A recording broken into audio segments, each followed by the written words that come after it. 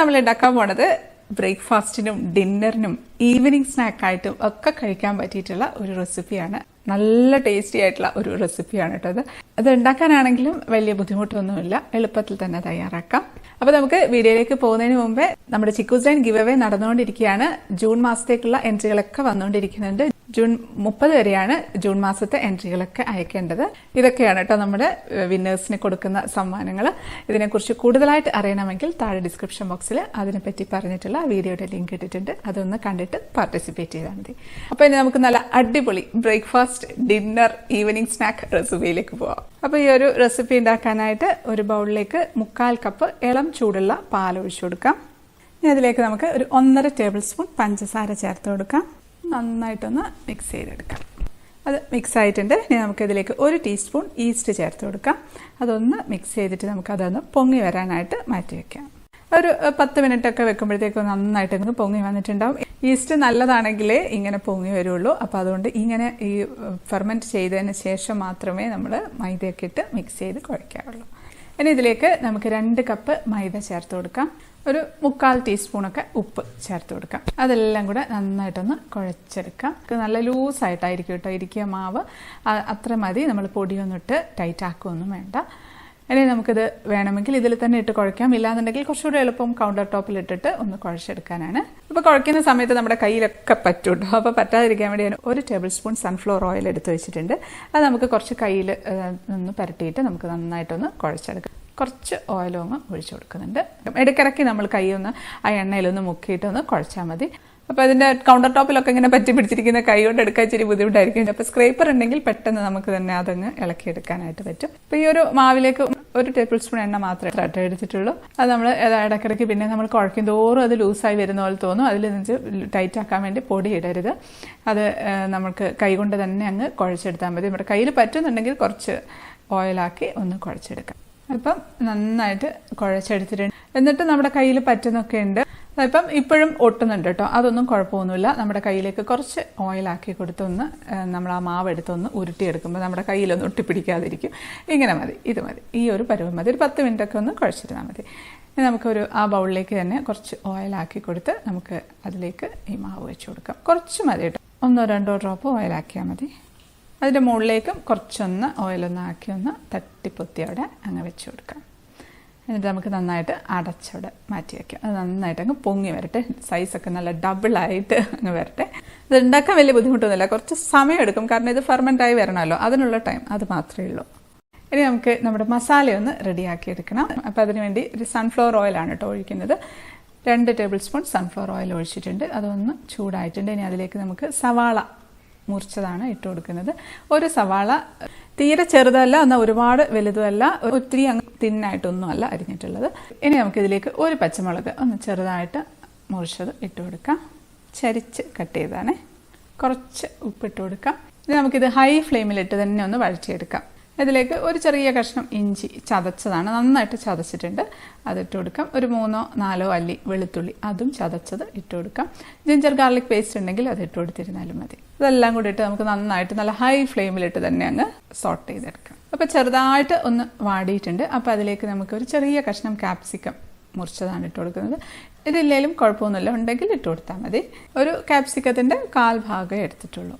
അതൊന്ന് വാടിയിട്ടുണ്ട്. ഇനി അതിലേക്ക് ഒരു ചെറിയ തക്കാളിയുടെ പകുതി മാത്രം അതും ഇട്ട് കൊടുക്കാം. ഇതെല്ലാം ഒന്ന് ഒരുപാടൊന്ന് വഴന്നു പോകുകയൊന്നും ചെയ്യേണ്ട, ജസ്റ്റ് ഒന്ന് വാടിയാൽ മാത്രം മതി.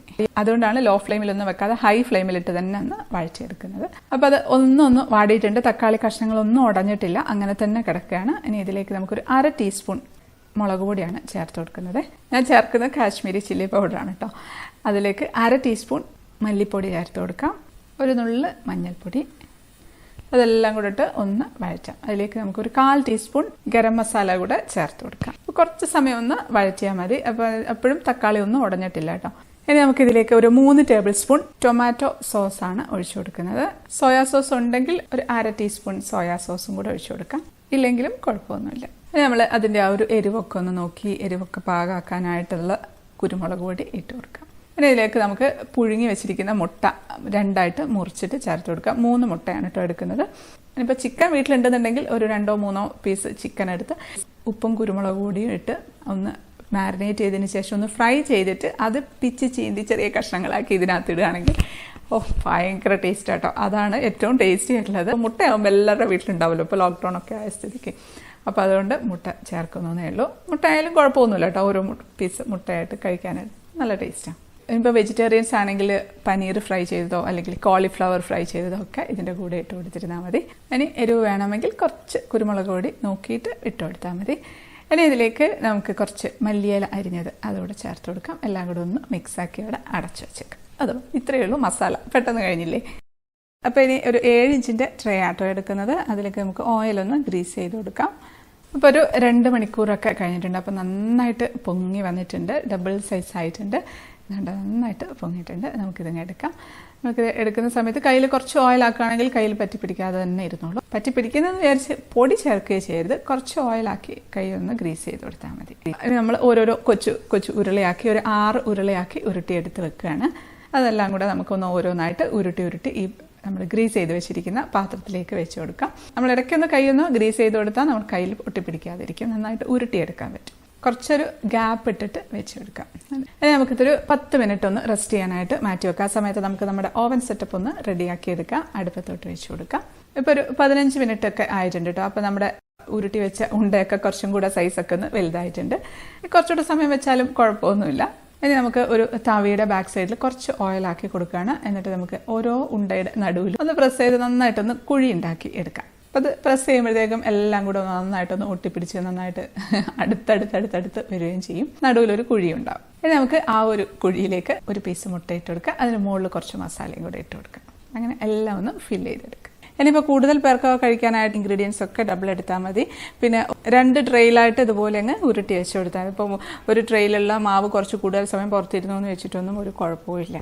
ഇനി നമുക്കിതിൻ്റെ മുകളിലേക്ക് ഒരു ചെറിയ ഷീറ്റ് ചീസാണ് വെച്ച് കൊടുക്കുന്നത്. അമൂലിൻ്റെ ഷീറ്റ് ഉണ്ടെങ്കിൽ അത് വെച്ച് കൊടുക്കാം. ഇല്ലാന്നുണ്ടെങ്കിൽ നമ്മുടെ ഹോം മെയ്ഡ് മോസറല്ല ചീസ് ഉണ്ടല്ലോ, അതായാലും മതി. ഇത് മുമ്പേ അപ്ലോഡ് ചെയ്ത എളുപ്പത്തിൽ മോസറല്ല ചീസ് ഉണ്ടാക്കുന്നതിൻ്റെ ഒരു വീഡിയോ ആണ്. അപ്പോൾ അത് കാണാത്തവരുണ്ടെങ്കിൽ അതിൻ്റെ ലിങ്ക് ഞാൻ താഴെ ഡിസ്ക്രിപ്ഷൻ ബോക്സിൽ ഇട്ടേക്കാം.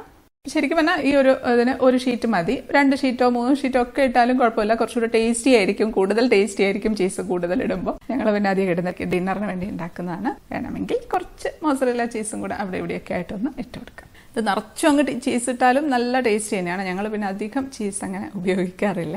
ഇപ്പം നമ്മുടെ ഓവൻ സെറ്റപ്പ് നല്ല ചൂടായിട്ടിരിക്കുകയാണ്. ഹൈ ഫ്ലെയിമിലിട്ടിട്ട് ഒരു 10 മിനിറ്റ് വെച്ചതാണ്. നന്നായിട്ട് ചൂടായിട്ടിരിക്കുകയാണ്. അതിലേക്ക് നമുക്ക് നമ്മുടെ പ്രിപ്പയർ ചെയ്ത് വെച്ചിരിക്കുന്ന ട്രേ വെച്ച് കൊടുക്കാം. ഇതിന് നമുക്ക് ഹൈ ഫ്ലെയിമിൽ, തീ കുറയ്ക്കുകയോ കൂട്ടോ ഒന്നും ചെയ്യരുത്, ഹൈ ഫ്ലെയിമിൽ ഒരു 15 മിനിറ്റ് വെക്കണം.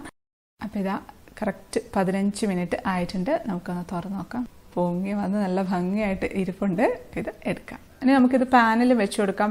ട്രേക്ക് പകരം പാനിൽ ഇതുപോലെ ചെയ്തിട്ട് വലിയ പഴയ ദോശക്കല്ലോ അങ്ങനെ എന്തെങ്കിലും ഉണ്ടെങ്കിൽ അതിൻ്റെ മുകളിൽ വെച്ച് ഇതേപോലെ തന്നെ അങ്ങ് ബേക്ക് ചെയ്ത് എടുത്താൽ മതി. പക്ഷേ ഒരു പെർഫെക്ഷൻ കൂടുതൽ കിട്ടുന്നത് ഇങ്ങനെ ചെയ്യുമ്പോഴാണ് കേട്ടോ. കാരണം അടിഭാഗം ഒന്നും ഹാർഡാവില്ല, എല്ലാം നല്ല സോഫ്റ്റായിട്ട് കിട്ടും. ഓവനിലാണെങ്കിലും 200 ഡിഗ്രി സെൽഷ്യസിൽ ഒരു 10 മുതൽ 15 മിനിറ്റ് വരെ വെച്ചിരുന്നാൽ മതി.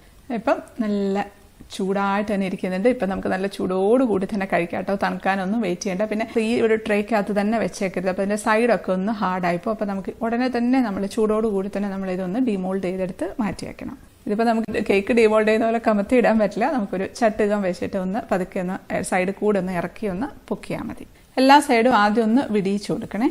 ഇല്ലാന്നുണ്ടെങ്കിൽ ഡിമോൾഡ് ചെയ്തെടുക്കുമ്പോൾ കുറച്ച് ഭാഗം അത് ട്രേയിൽ തന്നെ ഇരിക്കും. അടിപൊളി, നല്ല സോഫ്റ്റ് ആട്ടോ. എടുക്കുമ്പോൾ തന്നെ മനസ്സിലാവുന്നില്ല, അത്രയും സോഫ്റ്റ് ആയിട്ടുള്ള ഒരു സംഭവമാണ്.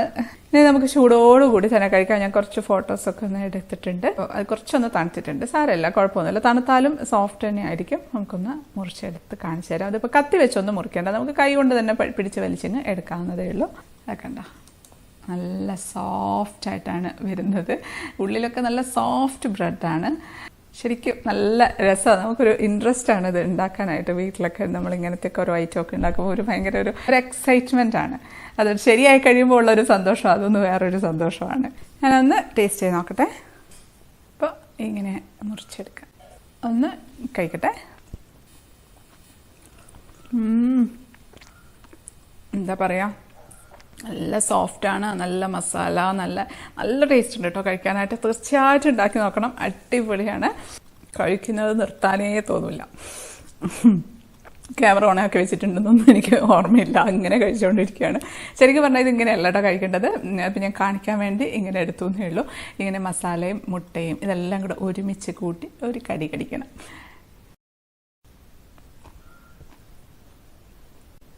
പെർഫെക്റ്റ്. ഇങ്ങനെയാണ് കഴിക്കേണ്ടത് കേട്ടോ. ശരിക്കും നല്ല ടേസ്റ്റ് ഉണ്ട്. തീർച്ചയായിട്ടും എല്ലാവരും ഉണ്ടാക്കി നോക്കേണ്ട ഒരു ഐറ്റമാണ്. എളുപ്പത്തിൽ കഴിഞ്ഞില്ല, എത്ര പെട്ടെന്ന് കഴിഞ്ഞ് നമുക്ക് ഡിന്നറിന് വേണമെങ്കിലും ഈവനിങ് സ്നാക്ക് ആയിട്ടൊക്കെ ഉണ്ടാക്കാം. അപ്പോൾ ശരിക്കും പറഞ്ഞാൽ ഡിന്നറിന് 2 പേർക്കാണെങ്കിൽ നല്ല ലാവിഷായിട്ട് കഴിക്കാം. 3 പേർക്ക്, അധികം ഭക്ഷണം കഴിക്കാത്തവരാണെങ്കിൽ 3 പേർക്കൊക്കെ കഴിക്കാം. ഈവനിങ് സ്നാക്ക് ഒക്കെ ആയിട്ട് ഉണ്ടാക്കുകയാണെങ്കിൽ ഒരു 4 പേർക്കൊക്കെ കഴിക്കാം. പക്ഷെ ശരിക്കും പറഞ്ഞാൽ 4 പേർക്ക് ഇത് മതിയാവില്ല. കാരണം നമ്മൾ കഴിച്ചു പോകും കൂടുതലായിട്ട്. നല്ല ടേസ്റ്റിയാണ്, അത്രയും ടേസ്റ്റിയാണ്. പഞ്ഞിക്കുട്ടൻ പോലത്തെ ബ്രെഡാണ്. അപ്പോൾ എല്ലാവരും ഉണ്ടാക്കി നോക്കണം. ഈ ഒരു വീഡിയോ ഇഷ്ടപ്പെട്ട ലൈക്ക് ചെയ്യാനും കമൻറ്റ് ചെയ്യാനും ഷെയർ ചെയ്യാനും ഒന്നും മറക്കല്ലേ. സബ്സ്ക്രൈബ് ചെയ്യാത്തവർ ഒന്ന് സബ്സ്ക്രൈബ് ചെയ്തേക്കണേ. അപ്പോൾ നമുക്ക് അടുത്തൊരു അടിപൊളി റെസിപ്പി ആയിട്ട് കാണാം. അതുവരേക്കും stay happy, stay positive. Bye. My favorite coffee.